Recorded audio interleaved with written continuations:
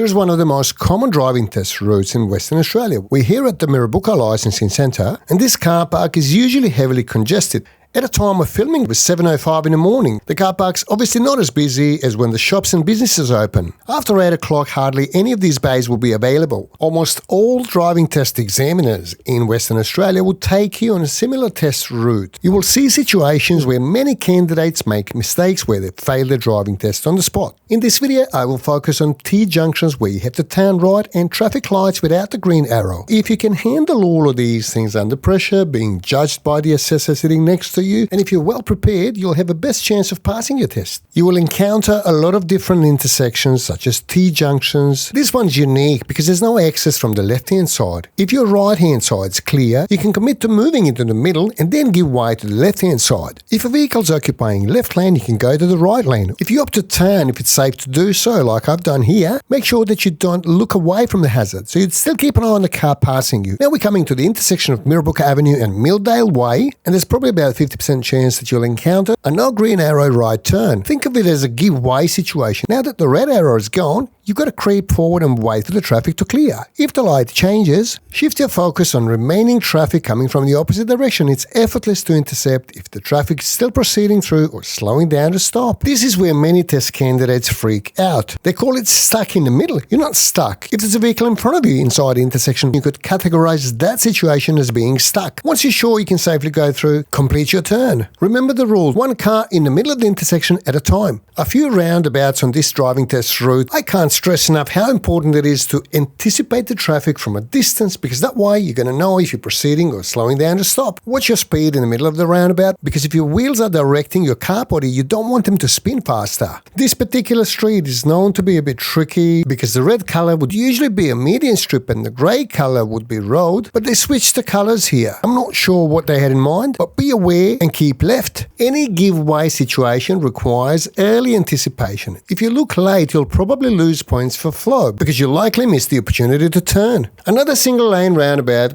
will turn right here, and then the next roundabout we are going to go straight through, after which we are going to make the most challenging turn on this driving test route. Check your rearview mirror whenever your speed fluctuates, because it's still one of the main causes that people don't satisfy the criteria for looking. The last roundabout for now, and this one's got a little bit restricted view. If you're taking a driving assessment here, I strongly recommend that you visit. I'll put the list of streets in the description of this video. Don't forget to signal when you're exiting roundabouts. Now we are approaching Northwood Drive. This is where a lot of people fail their driving test. First, establish that you understand your obligation. Start looking from a distance, because this is not a stop sign. It's a give way. So if it's a clear way, you can proceed. Thoroughly check both directions before you proceed in the middle. My checklist items are: number 1, nobody's turning right from my left. Number 2, I'm 100% sure that the driver in the far left lane is not changing lanes. I'll go to the right lane, but I'm not going to look away. I'm just going to keep an eye on them. Never look away from the hazard. The next task on this driving test route is another T junction on Yirrigan Drive.